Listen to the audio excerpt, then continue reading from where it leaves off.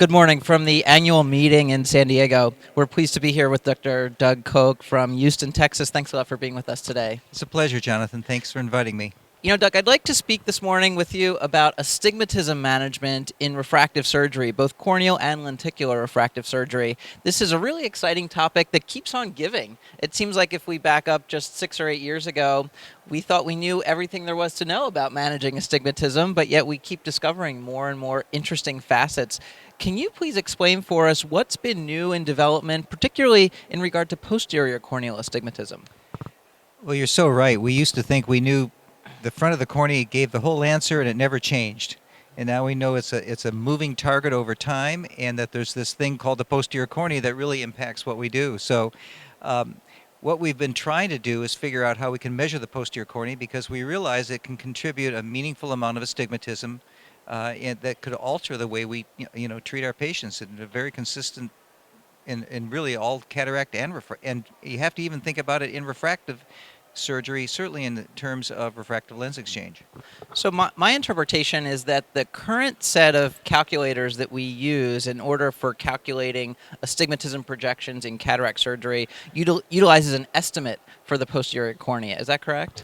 That's absolutely correct, and it's based on regression formulas and population averages, where you draw a line that connects that's the best fit to a scatter of data.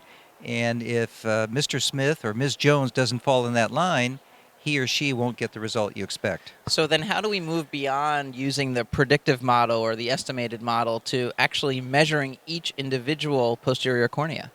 Well, there are a variety of technologies that have been looked at. There are elevation technology, Scheimpflug, and swept source OCT, and then there's a reflection technology. We've been studying all three, actually. We've had some early results using the swept source OCT from the IOLMaster 700, and we found that it does give a little incremental benefit for patients who have against the rule astigmatism when they're in terms of cataract surgery, but no benefit for with the rule astigmatism. So we're scratching our heads about that. And then this other technology, which is the Cassini, which uses 7 lights that are reflected not only off the anterior cornea, but they can detect the second Purkinje off the posterior cornea. And this, I think, has real promise, particularly if this technology continues to advance, because that's really an optical measurement from the back of the cornea. But if you ask me where we are today, our regression formulas are still the best. Well, of course, as technology advances, we do hope that there is promise in terms of discovering new and more predictable ways of doing this. What about lenticular astigmatism? I know that this is a topic that is most often avoided in discussions on correcting astigmatism in cataract and refractive surgery. What's new there? Well, that's something that's really emerged as an interesting topic, because we now recognize that the crystalline lens and the IOL are tilted. And if you think about how our eyes are set up, our eyes are rotated this way a little bit to place the fovea in the line of sight.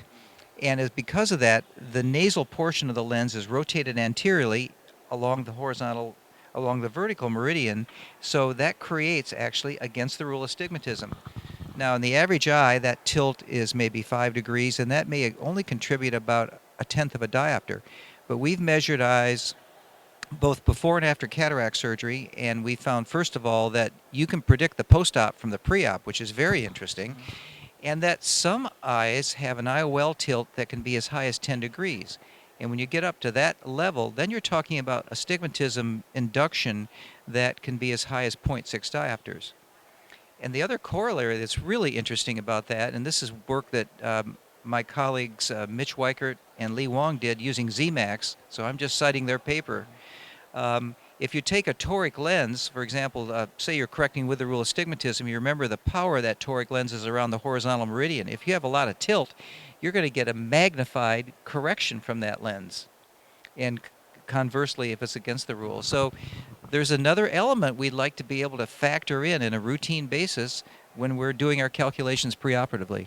And it would be, of course, nice to know the predicted tilt postoperatively based on the preoperative measurement, as would be true with any other astigmatic measurement that we make. Absolutely. Well, this is exciting new ways in order for us to sort of perfect our astigmatism management in cataract and refractive surgery. Doug, I'm always so glad to learn from your expertise. Thanks for being with us today, and thanks to the audience for watching along with us as well. Thanks, Jonathan.